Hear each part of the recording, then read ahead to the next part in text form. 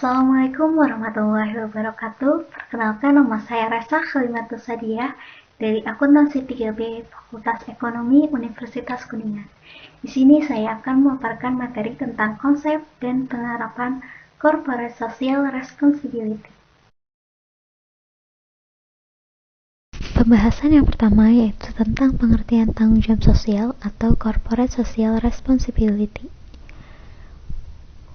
Menurut World Business Council on Sustainable Development, CSR adalah komitmen dari bisnis atau perusahaan untuk berperilaku etis dan berkontribusi terhadap pembangunan ekonomi yang berkelanjutan, seraya meningkatkan kualitas hidup karyawan dan keluarganya, komunitas lokal, dan masyarakat luas. Sehingga dapat disimpulkan, CSR merupakan suatu konsep bahwa organisasi, khususnya perusahaan, memiliki berbagai bentuk tanggung jawab terhadap seluruh pemangku kepentingannya, yang diantaranya adalah konsumen, karyawan, pemegang saham, komunitas, dan lingkungan dalam segala aspek operasional perusahaan, yang mencakup aspek ekonomi, sosial, dan lingkungan.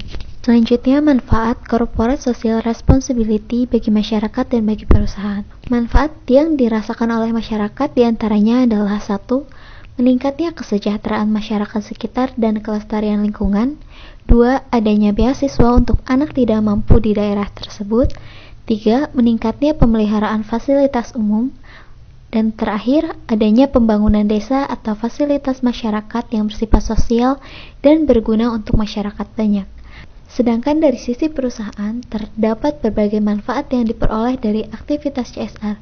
Yang pertama, mengurangi risiko dan tuduhan terhadap perlakuan tidak pantas yang diterima perusahaan. Perusahaan yang menjalankan tanggung jawab sosialnya secara konsisten akan mendapat dukungan dari komunitas yang telah merasakan manfaat dari aktivitas yang dijalankannya. Kedua, CSR berfungsi sebagai pelindung dan membantu perusahaan meminimalkan dampak buruk. Ketika perusahaan diterpa kabar miring atau bahkan perusahaan melakukan kesalahan, masyarakat lebih mudah memahami dan memaafkan, sehingga relatif tidak mempengaruhi aktivitas dan kinerjanya. Yang ketiga, keterlibatan dan kebanggaan karyawan. Karyawan akan merasa bangga bekerja pada perusahaan yang memiliki reputasi yang baik, yang secara konsisten melakukan upaya untuk membantu meningkatkan kesejahteraan dan kualitas hidup masyarakat serta lingkungan di sekitarnya. Keempat, CSR yang dilakukan secara konsisten akan mampu memperbaiki dan mempererat hubungan antara perusahaan dengan para stakeholder-nya. Pelaksanaan CSR secara konsisten menunjukkan bahwa perusahaan memiliki kepedulian terhadap masyarakat serta pihak-pihak yang selama ini berkontribusi terhadap perusahaan. Kelima, meningkatkan penjualan. Karena konsumen akan lebih menyukai produk-produk dari perusahaan yang konsisten menjalankan tanggung jawab sosialnya, sehingga memiliki reputasi yang baik. Keenam, adanya insentif-insentif lainnya, seperti insentif pajak dan berbagai perlakuan khusus lainnya. Hal ini perlu dipikirkan guna mendorong perusahaan agar lebih giat lagi menjalankan tanggung jawab sosialnya. Kemudian, ada tujuan adanya tanggung jawab sosial perusahaan. Yang pertama yaitu meningkatkan citra perusahaan. Dengan melakukan kegiatan CSR, konsumen dapat lebih mengenal perusahaan sebagai perusahaan yang selalu melakukan kegiatan yang baik bagi masyarakat. Kedua, memperkuat brand perusahaan. Melalui kegiatan product knowledge kepada konsumen dengan cara membagikan produk secara gratis, dapat menimbulkan kesadaran konsumen akan keberadaan produk perusahaan, sehingga dapat meningkatkan posisi brand perusahaan. Ketiga, mengembangkan kerjasama dengan para pemangku kepentingan. Dalam melaksanakan kegiatan CSR, perusahaan harus dibantu dengan para pemangku kepentingan seperti pemerintah daerah, masyarakat, dan universitas lokal. Maka perusahaan dapat membuka relasi yang baik dengan para pemangku kepentingan tersebut. 4. Membedakan perusahaan dengan pesaingnya. Perusahaan mempunyai kesempatan menonjolkan keunggulan komparatifnya, sehingga dapat membedakan dengan pesaing yang menawarkan produk atau jasa yang sama. Kelima, menghasilkan inovasi dan pembelajaran untuk meningkatkan pengaruh perusahaan. Merencanakan CSR secara konsisten dan berkala dapat memicu inovasi dalam perusahaan, yang pada akhirnya dapat meningkatkan peran dan posisi perusahaan dalam bisnis global. Keenam, membuka akses untuk investasi dan pembiayaan bagi perusahaan. Para investor saat ini sudah mempunyai kesadaran akan pentingnya berinvestasi pada perusahaan yang telah melakukan CSR. Demikian juga penyedia dana, seperti perbankan, lebih memprioritaskan pemberian bantuan dana pada perusahaan yang melakukan CSR. 7. Meningkatkan harga saham. Jika perusahaan rutin melakukan CSR, masyarakat bisnis seperti investor, kreditur, pemerintah, akademisi, maupun konsumen akan makin mengenal perusahaan, maka permintaan terhadap saham perusahaan akan naik dan harga saham perusahaan juga akan meningkat. Terdapat 7 komponen dalam penerapan corporate social responsibility. Yang pertama, perlindungan lingkungan. Berfungsi agar perusahaan dapat menjalankan kegiatan usahanya dengan berwawasan lingkungan. Contohnya adalah perusahaan mempelajari bagaimana manajemen daur ulang. Yang kedua, perlindungan dan jaminan karyawan. Apabila perusahaan bersinergi dengan serikat pekerja, maka hampir dapat dipastikan bahwa kinerja karyawan akan positif. Contohnya pelatihan atau kemajuan karir, serta memberikan asuransi kesehatan maupun kerja. 3. Interaksi dan keterlibatan perusahaan dengan masyarakat. Peran masyarakat menjadi penting karena masyarakat merupakan salah satu bagian dari komponen stakeholder perusahaan. Contohnya adalah mempekerjakan tenaga lokal sebagai pekerja di perusahaan. Keempat, kepemimpinan dan pemegang saham. Perusahaan harus mengetahui keinginan dari pemegang saham dan memberikan informasi secara transparan mengenai keadaan perusahaan. Contohnya, semua informasi tentang semua program atau keinginan yang dijalankan perusahaan dapat melibatkan pemegang saham dalam hal-hal yang bersifat non-finansial. Yang kelima, penanganan pelanggan atau produk. Jika pelanggan mendapatkan kepuasan dari perusahaan, bisnis akan terus bergulir dengan adanya repeat order dari pelanggan. Contohnya, keterlibatan pelanggan dalam pengembangan produk. 6. Pemasok atau supplier. Hubungan yang baik dengan pemasok akan menguntungkan perusahaan karena pemasok telah mengetahui keinginan perusahaan dan akan memenuhinya sesuai dengan keinginan pelanggan. Contohnya yaitu komunikasi dengan pemasok. Yang ketujuh, komunikasi dan laporan. Komunikasi dan pelaporan diperlukan dalam rangka membangun sistem informasi, baik bagi stakeholder maupun shareholder. Sistem informasi ini diperlukan baik dalam proses pengambilan keputusan maupun keperluan keterbukaan informasi material dan relevan mengenai perusahaan. Contohnya yaitu memasukkan data kontribusi sosial ke dalam laporan tahunan. Terdapat 3 prinsip dalam penerapan corporate social responsibility. Yang pertama, sustainability. Berkaitan dengan bagaimana perusahaan tetap memperhitungkan keberlanjutan sumber daya di masa depan dan memberikan arahan bagaimana penggunaan sumber daya sekarang tetap memperhatikan dan memperhitungkan kemampuan generasi masa depan. Yang kedua, accountability, yaitu upaya perusahaan terbuka dan bertanggung jawab atas aktivitas yang telah dilakukan. Tingkat akuntabilitas dan tanggung jawab perusahaan menentukan legitimasi stakeholder eksternal serta meningkatkan transaksi saham perusahaan. Yang ketiga, transparansi. Transparansi bersinggungan dengan pelaporan aktivitas perusahaan berikut dampak terhadap pihak eksternal dan berperan untuk mengurangi asimetri informasi, kesalahpahaman, khususnya informasi dan pertanggungjawaban berbagai dampak dari lingkungan. Selanjutnya, tahapan-tahapan dalam corporate social responsibility. Tahap pertama yaitu tahap perencanaan. Tahap ini terdiri dari 3 langkah utama, yaitu awareness building, CSR assessment, dan CSR manual building. Tahap kedua yaitu tahap implementasi yang terdiri dari 3 langkah utama, yaitu sosialisasi, pelaksanaan, dan internalisasi.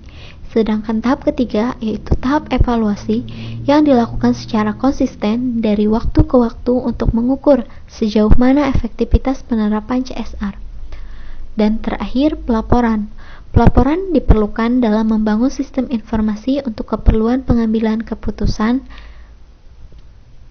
maupun keterbukaan informasi material dan relevan mengenai perusahaan.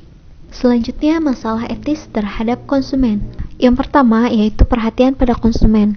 Perhatian pada konsumen meliputi beberapa hak konsumen. Yang pertama yaitu hak keamanan. Konsumen berhak atas produk yang aman dan tidak mempunyai kesalahan teknis atau kesalahan lainnya. Yang kedua, hak informasi. Konsumen berhak mengetahui informasi relevan mengenai produk yang dibelinya.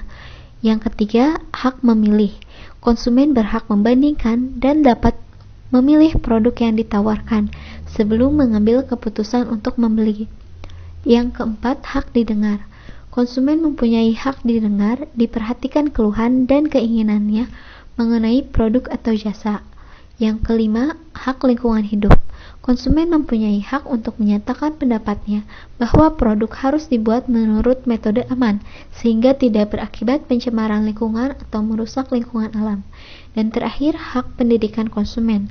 Konsumen secara etis memiliki hak untuk diberitahu semua haknya. Konsumen boleh mengkritik, menyarankan sesuatu yang merupakan haknya, dan harus dididik melalui sekolah, media massa, lalu dibentuk menjadi konsumen kritis dan sadar akan haknya. Yang kedua, tanggung jawab bisnis terhadap keamanan produk. Berkaitan dengan kualitas produk, konsumen berhak memperoleh produk yang berkualitas. Produk kadaluarsa adalah termasuk produk berkualitas rendah secara etis. Yang kedua, harga. Harga yang sesuai untuk konsumen adalah harga pantas yang dihitung berdasarkan perkembangan terakhir harga faktor produksi di pasar. Yang ketiga, pengemasan dan label. Pada kemasan makanan dan obat-obatan diberi informasi tentang isi, berat produk, tanggal kadaluarsa, dan bertujuan untuk melindungi konsumen dan memberikan jaminan akan kualitas produk dan kemudahan menggunakan produk. Selanjutnya, pengemasan dan label. Pada kemasan makanan dan obat-obatan diberi informasi tentang isi, berat produk, dan tanggal kadaluarsa. Informasi tersebut bertujuan melindungi konsumen dan memberikan jaminan akan kualitas produk serta kemudahan menggunakan produk. Selanjutnya yaitu periklanan dan etika. Fungsi periklanan. Iklan memberikan pesan tentang karakteristik produk. Secara etis, informasi boleh membujuk, namun memberikan informasi yang sebenarnya, sehingga konsumen tidak terkecoh saat akan membeli. Yang kedua, periklanan dan kebenaran. Ketidakbenaran informasi iklan merupakan perbuatan tidak etis.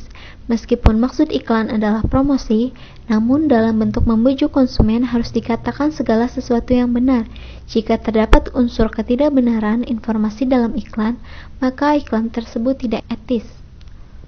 Yang ketiga, periklanan memanipulasi. Iklan seharusnya menyatakan, menerangkan dengan sebenarnya apa, bagaimana, dan mengapa konsumen membeli produk. Harus dijelaskan pula bagaimana kondisi produk yang dijual seperti tanggal kadaluarsa, ingredients, cara pemakaian, peringatan bahaya kontraindikasi, dan lain sebagainya. Selanjutnya yaitu pengontrolan iklan. Pengontrolan iklan dapat dilakukan oleh pemerintah, pembuat iklan, dan masyarakat. Dan yang terakhir yaitu penilaian etika iklan. Penilaian dapat dilakukan dengan melihat tujuan pengiklan. Iklan bernilai tidak etis jika pembuat iklan bermaksud tidak baik. Secara otomatis nilai moralitas iklan menjadi tidak baik. Yang kedua, berdasarkan isi iklan. Bila konsumen membeli namun tidak memperoleh produk seperti iklan dan tidak memenuhi harapan konsumen, maka iklan tersebut tidak etis atau iklan tersebut menyesatkan pembeli dan tidak bertanggung jawab pada akibat promosi penjualan. Yang ketiga, berdasarkan konsumen. Sebagai pengusaha iklan yang etis, hendaknya mereka memberikan isi iklan yang lengkap, informasi yang jelas, tujuannya kepada semua lapisan pendidikan rendah maupun tinggi, sehingga tidak ada seorang pun konsumen yang terpedaya merasa dibohongi. Dan yang terakhir yaitu kebiasaan periklanan. Meskipun perilaku periklanan sudah menjadi kebiasaan yang sulit untuk diubah, namun demi kepentingan perubahan etika menjadi lebih baik di masa datang, maka perilaku periklanan yang membodohi dan membohongi konsumen perlu untuk diperbaiki, sehingga di masa datang, lama-kelamaan bisnis menjadi semakin etis. Yang terakhir adalah implementasi corporate social responsibility dalam perusahaan. Langkah-langkah yang dapat dilakukan dalam mengimplementasikan CSR yang pertama, membangun sebuah struktur pengambilan keputusan CSR yang terintegrasi. Setiap perusahaan memiliki struktur pengambilan keputusan yang berlaku guna menjamin terpenuhinya komitmen dan kebutuhan pelanggan. Sangat penting bagi perusahaan untuk menyelaraskan tujuan dan pengambilan keputusan yang berkaitan dengan CSR dengan sasaran dan strategi yang secara keseluruhan.